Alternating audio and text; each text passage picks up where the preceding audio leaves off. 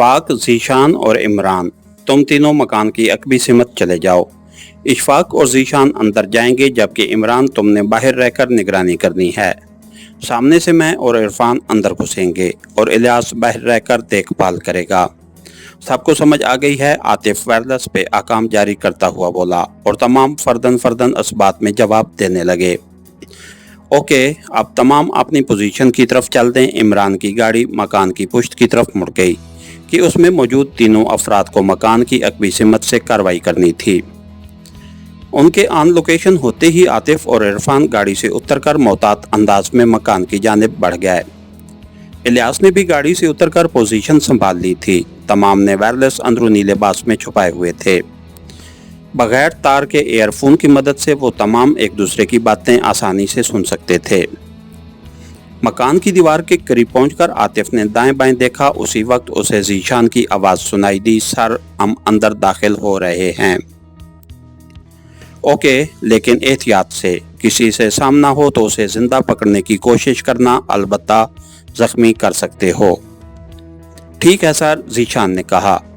आतिफ ने इरफान से कहा। इरफान, दरवाजे को हाथ लगा कर देखो, अंदर से बंद है। इरफान दरवाज़ा चेक करता हुआ बोला। ठीक है, मैं अंदर जा रहा हूं। कहते हुए आतिफ ने उछलकर दीवार का ऊपरी किनारा पकड़ा। अगले लम्हे वो दीवार के ऊपर था। एक सरसरी निगाह अंदर डाल के वो नीचे उतर गया। इरफान उसके पीछे था।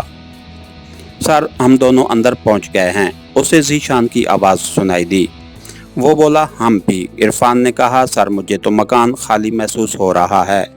बहरहाल एहतियात ज़रूरी है। जेब से पिस्टल निकालकर आतिफ दबे कदमों अंदरूनी इमारत की तरफ बढ़ा। इस दौरान इरफान ने उसे कवर मुहैया किए रखा। वो एक छोटा सा मकान था, लेकिन उसकी तामीर जदीद तर्ज पे की गई थी। आतिफ ने बरामदे में जाकर इरफान को अपने पीछे आने का इशारा किया। उसी वक्त उसे ज़ीशान की आवाज़ सुनाई दी। सर, मकान की पुश्त पे मुलाजिम के लिए एक छोटा सा कमरा बना हुआ है, उसमें कोई नहीं है। अब हम सामने आ जाएं या फिलहाल यहीं रहें? मगर आतिफ उसकी बात का जवाब दिए बगैर दरवाजे के करीब हुआ। अगले लम्हे एक जोरदार ठोकर से दरवाज़ा खोलते हुए वो फुर्ती से अंदर दाखिल हुआ। कमरे को खाली देखकर वो रुके बगैर उससे मुतसिल कमरे में घुसा। दूसरा कमरा भी खाली था। तीसरे कमरे में उसे कुर्सी से बंधा हुआ फैसल दिखाई दिया, जिसकी लटकी गर्दन उसके बेहोश होने की निशानदेही कर रही थी।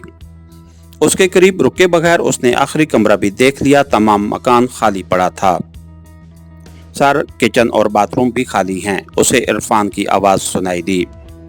ज़ीशान, तुम इमरान के पास चले जाओ और इशफाक, तुम सामने से इलियास के पास पहुंचो। ये दुश्मन की चाल लग रही है। इरफान, तुम मेरे पास आ जाओ। उन्हें आर्डर पास करते ही वो फैसल की तरफ बढ़ गया। उसकी हालत काफ़ी नागुफ्तबे थी। नब्ज़ वगैरह चेक करके उसे ये इत्मीनान हो गया कि उसकी हालत ख़तरे से बाहर है। इरफान के आने तक वो उसकी बंदिशें खोल चुका था। इसे गाड़ी में ले जाओ, इरफान से कहकर वो कमरों की सरसरी तलाशी लेने लगा, लेकिन किसी ऐसी चीज़ की तलाश में नाकाम रहा जो उसे दुश्मनों के खिलाफ कोई मदद दे सकती। उसके मोहतात ज़हन में फ़ौरन अंदाज़ा लगा लिया कि ये दुश्मन की कोई चाल है, मगर ये वो समझने से कासिर था कि आखिर दुश्मन उससे क्या फ़ायदा हासिल कर सकता है। जब उसे कुछ सुझाई न दिया तो वो सर झटकते हुए मकान से बाहर आ गया। इरफान फैसल के साथ कार की अकबी नशिस्त संभाल चुका था, जबकि इलियास अभी तक अतराफ का जायजा ले रहा था। कोई बंदा अपनी रिहाइशगाह की तरफ नहीं जाएगा। गाड़ी में बैठते ही उसने हुक्म जारी किया। ठीक है सर, इमरान की आवाज़ उसके कानों में गूंजी। इमरान, तूने थोड़ा फासला रख के मेरे पीछे आना है। हमारा ताक़ुब होगा, अपनी नज़रें खुली रखनी हैं। यहाँ से हम हॉस्पिटल जाएंगे, वहाँ इकट्ठे बैठ के कुछ सोचते हैं कि क्या करना है।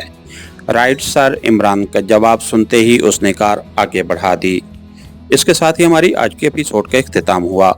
कहानीकार चैनल को लाइक कीजिए, सब्सक्राइब कीजिए और बेल आइकन को प्रेस कर दीजिए ताकि हर आने वाली नई वीडियो आप तक बर वक्त पहुँच सके। शुक्रिया।